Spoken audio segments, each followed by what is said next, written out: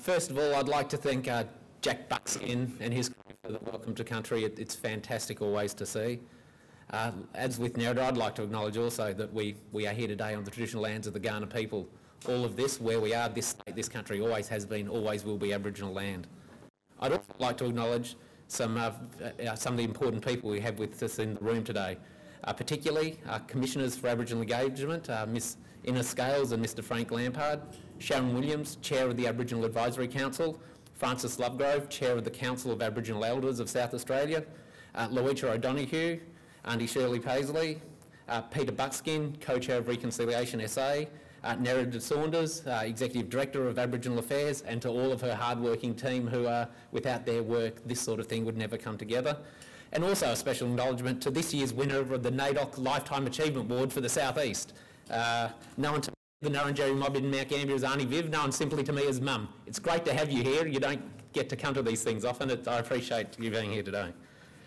Perhaps most importantly, recognising today the first 3 new regional authorities that we'll be having in-depth discussions with later today. Leaders, elders, aunties, uncles, brothers, sisters, friends, today I want to talk about treaty. Since colonisation, probably since the first moment Europeans arrived on the shores of this land, governments have failed Aboriginal people and Aboriginal communities. There's been a failure to respect, a failure to consult, a failure to include, and perhaps most devastatingly of all, often a failure to recognise and acknowledge these very failures. Harmful policies enshrined in the laws of governments of this nation and of its states have, all too often, ingrained Aboriginal disadvantage instead of easing it. Successive governments have excluded Aboriginal people from participation and decision-making in the development of policies, the policies that directly affect lives and the lives of the next generations. Many of your wishes and protests have been ignored over time. European settlement devastated communities. 200 years on, land has been taken. Aboriginal children have been taken. Aboriginal culture has been smashed. Almost everything that gives identity and meaning, and almost everything that connects to country, culture and history has been affected. And in many cases, that was the specific and deliberate motivation of government actions in the past, to break apart legacies, tear apart cultures, take away pasts and futures. Perpetrated against Aboriginal people and the legacy of hardship and disadvantage that still strongly endure today, 2 centuries on, is in my view the greatest blight on the nation today. Instead of being proud to share this land with the oldest living culture on the planet, far too many non-Aboriginal people still disregard and vilify Aboriginal Australians. And degrees of those cruel attitudes have been reflected in much of the law and the policy concerning Aboriginal people in the past. Only in recent decades, in terms of law and policy, has governments finally begun to take steps towards recognition and justice. In South Australia, we started this process a lot earlier than many other parts of the nation. We enacted the legislation in this country.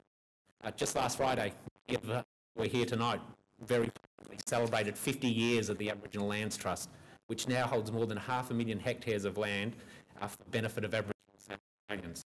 This was followed by other land rights, the Yungangu Pitjantjatjara Yunkanjara Land Rights Act and the Maraling Jarrata Land Rights Act. Nationally, it's not even a quarter of a century since we saw the removal of the legal fiction of terra nullius, the ridiculous concept that denied tens of thousands of years of occupation and custodianship of this land by Aboriginal people. Since the Mabo decision, we have finally, as we always should have, recognised the legal right of Aboriginal Australians to land and to country. Native title has recognised what so many of us have always known, always has been, always will be Aboriginal land. It's pleasing that South Australia leads the nation. Now more than 50% of the South Australian land mass is under native title determination. But nothing we can ever do or say can possibly make up for the role successive governments have had in committing atrocities against traditional owners. But I'm proud South Australia has paved the way in recent times on the long road to reconciliation in other areas, to recognise and start to redress past wrongs. Our Stolen Generations Reparation Scheme acknowledges and begins to address the immense suffering caused by the forced removal of children and babies from their families and communities over many shameful decades. In 2013, South Australia formally recognised Aboriginal people in our state's constitution, fixing a glaring omission in the state's founding document, a humiliation that still exists in our federal constitution. That's why 6 months ago, South Australia formally became a partner with the National Recognise campaign to remove racial discrimination and rightly honour this country's first people in our federal founding document, the Federal Constitution. In South Australia, we've put in place an Aboriginal Regional Authorities policy to recognise the autonomy and enduring cultural authority of Aboriginal nations and to look for ways to have greater self-determination and independent governance. We can be very proud of the steps we've taken in the direction of healing, fairness and justice, but there is a very important next step. Australia is the only nation of those we compare ourselves to without a treaty with our First Peoples. I'm proud, as part of the South Australian Labor Government, as Minister for Aboriginal Affairs and as a member of the South Australian Aboriginal community, to announce the beginning of a process to put in place what South Australian Aboriginals have deserved since the very beginning of colonisation. Our next step in this state is treaty. It's a crucial step on the long journey towards reconciliation in South Australia. If there's one thing that's been proved beyond doubt, it's unless Aboriginal people are fundamentally involved in crafting the decisions and policies that affect their lives, the policies are not nearly as successful. That's why, with our early discussions and the scope on the applicability of treaty in South Australia, Aboriginal people and nations will be deeply involved and consulted. Today, we've committed in excess of $4 million of new funding to allow these consultations and negotiations to take place over the next few years. There have been many people over the last few years who put forward ideas about what state-based treaty might look like.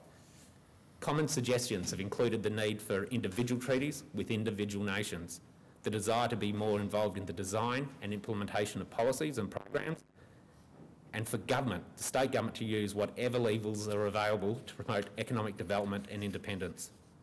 But we know the best results will come from Aboriginal people and Aboriginal nations being deeply involved from the earlier stages, and that's a wave that will proceed. There are many reasons that South Australia needs treaty as the next step. It's a way of formally acknowledging and recognising the cultural authority of Aboriginal nations. It's a way to formally consider and address some of the devastating consequences of colonisation for Aboriginal South Australians. It's another step towards justice for those who have been subject to dispossession and denigration under the laws of our society and institutions. We know that there's nothing any government is capable of doing that can truly right all the wrongs of the past, but this is a logical and necessary next step. It's a step we must take. It's long overdue. Treaty will enshrine in law the important responsibilities we have as a state towards Aboriginal South Australia. Treaty sends a message to all South Australians that as a government we acknowledge these important responsibilities and acknowledge the failure to uphold them throughout our history. Treaty will give us an important chance to do better by Aboriginal people, communities and nations. Today is the day we take these next first steps, the next steps towards treaty. Thank you.